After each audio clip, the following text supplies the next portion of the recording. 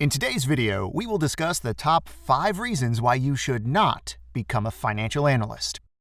Now, just to be clear, I genuinely want to see you succeed as a financial analyst.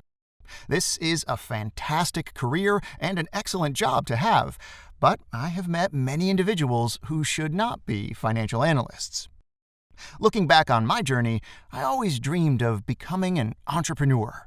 The financial analyst job is a great way to learn about businesses and acquire technical skills that would serve me in the next stages of my journey. Once I got into the role, I quickly realized that it was exactly what I was hoping for. At the same time, I appreciate why it might not be a good fit for many people. In this video, I'll outline 5 reasons why becoming a financial analyst might not be the right path. And for each one, I'll share a real-life story that left a lasting impression on me. But before we get started, please don't forget to like the video and subscribe to our channel. We create finance career-related videos weekly, and your support means a great deal to us.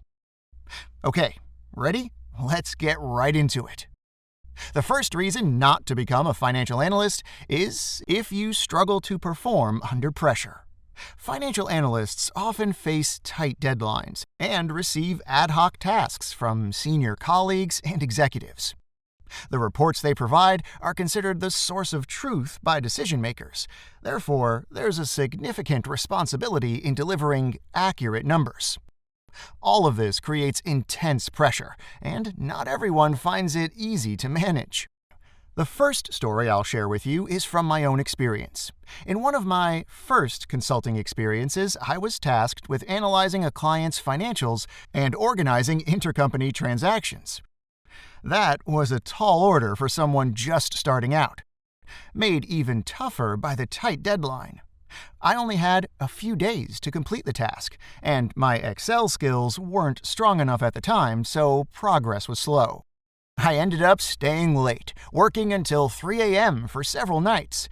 It took a toll, and when I finally got home, the stress really hit me. I did learn a lot and improved significantly, but it came at a steep cost. By the way, this experience was one of the reasons I started the 365 Financial Analyst program with my colleagues.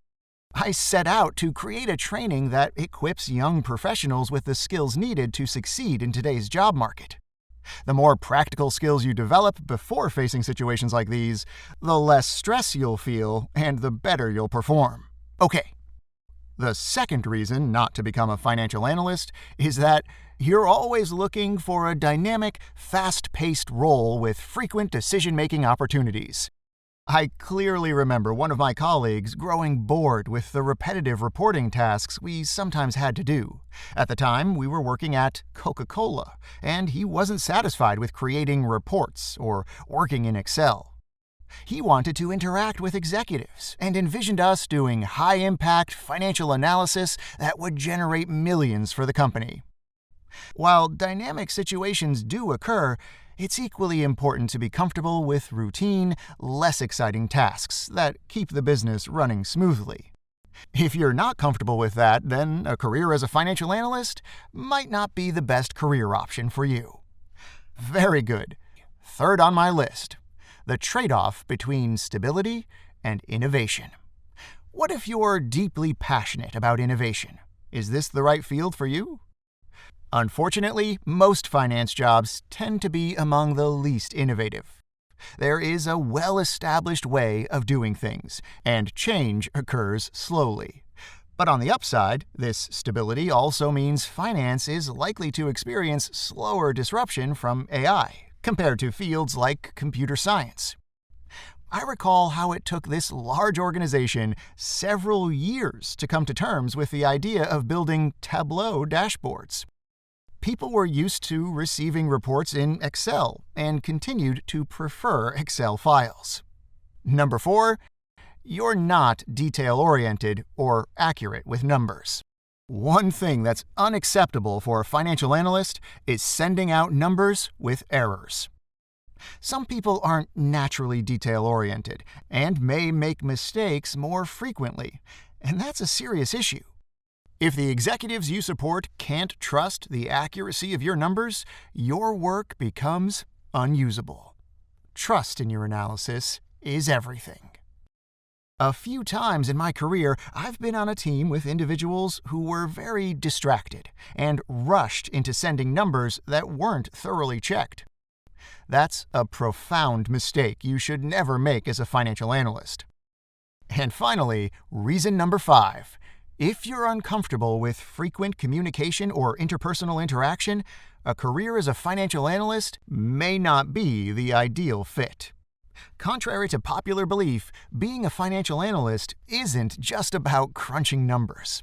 The real impact comes from effectively communicating your insights to managers and the executive team.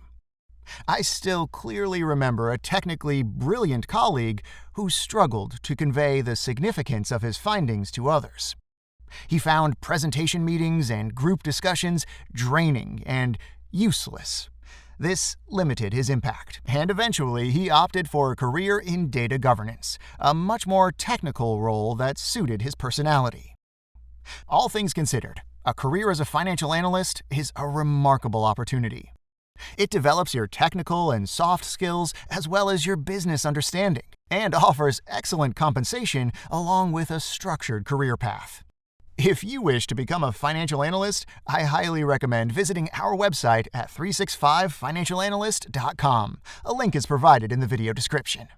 We're here to equip you with the practical skills you need to land the job and excel from day one. Thanks for watching until the end. We'll see you in our next video.